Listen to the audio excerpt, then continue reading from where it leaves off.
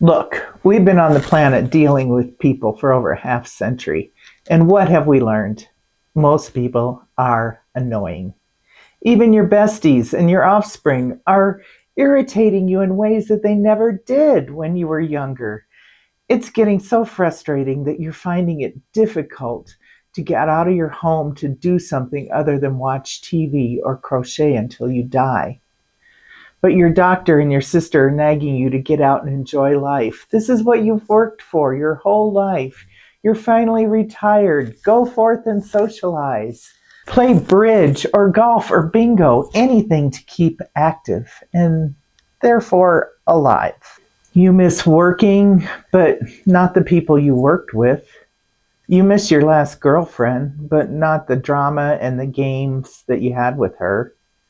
You want more time with your kids, but they're so busy with their own lives and so attached to their phones when you come over for dinner that it's barely worth trying to have a conversation with them, let alone regular visits to keep the conversation going. You're a natural when it comes to getting along with people, but finding friends that jive with you and at this point in your life seems nearly as impossible as winning the lottery.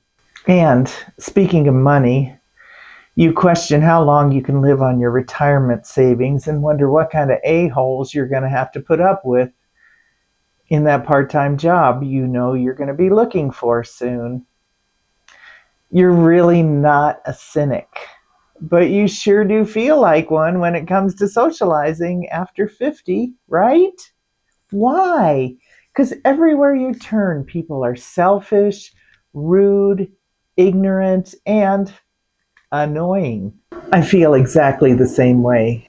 And after a half a century of dealing with people and factoring in technology, social media, and the current state of affairs in the nation and the world, why on earth would we want more people in our lives? But here's the thing, we're wired for connection. We require it for our survival. And at some point, you're going to need and or want these yahoos in your life for something. Being a hermit sounds appealing, but it's not really practical for living out your golden years with peace and comfort. That's the cold, hard truth. People are annoying, and we need them. I've spent my entire life craving connection with people, wanting to be a part of the popular clique in high school, wanting to find those lifelong friends you get in college, wanting to find the love of my life and raising a family with him, wanting to work with people who valued teamwork over their own survival, wanting to build a business that would move a tribe to action and then transformation. None of that happened or has happened yet.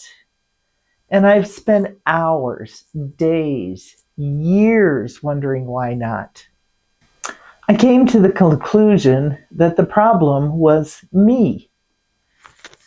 Even though, as a young child, my grandparents and aunts and uncles all saw an outgoing, sparkling personality in me, that spark didn't translate to kids my own age.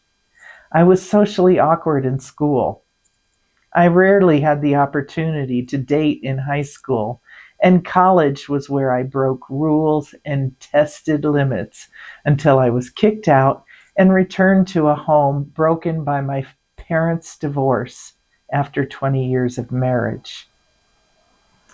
Ill-equipped, lonely, and without seeing a chance at a normal life, I found a boyfriend and talked him into moving across the country with me.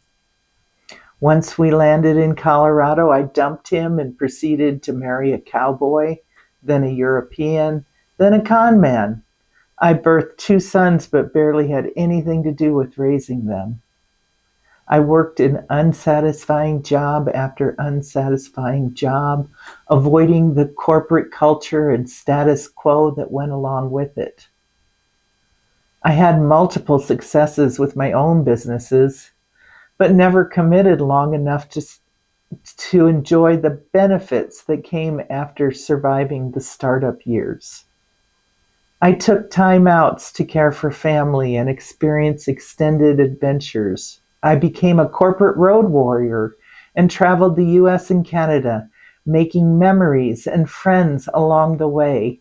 Through it all, I told myself I loved people. I was good with people. I understood people. I can relate to them, which is all true. Wherever I went and whatever I did, I attributed my successes, the fun times, the great wins to my ability to deal with people.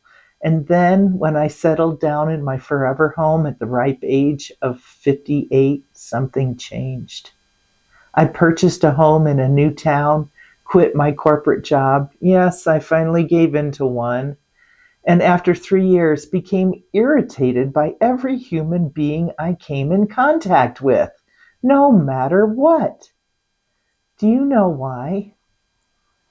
Because I had never lived anywhere longer than 3 years, even though I had friends all around the country, relatives that loved me dearly, and children who connected with me via phone on a regular basis. My life changed every 3 years, and our relationships morphed into relationships that basically coasted along according to the change in circumstances and locations. The relationships remained intact, but the individuals remained separated for most part. I never got to deal with the day-to-day pettiness, annoyances, and differences that most friends and lovers must confront in more settled permanent living. I've lived here for nearly 8 years now, and in that 8 years, I've come to realize how lonely one can be without the chatter of a colleague or a cousin. I've suffered from depression and loneliness. I numb my emotions with food and drink. I'm off my exercise schedule and have already suffered a heart attack. The longer I sit with my loneliness and depression, the more I worry about my future. Wish that I hadn't made the choice to live alone instead of settle in a less than loving relationship. And wonder why I bother to set goals when I may die tomorrow. Life is boring without others around me to share it.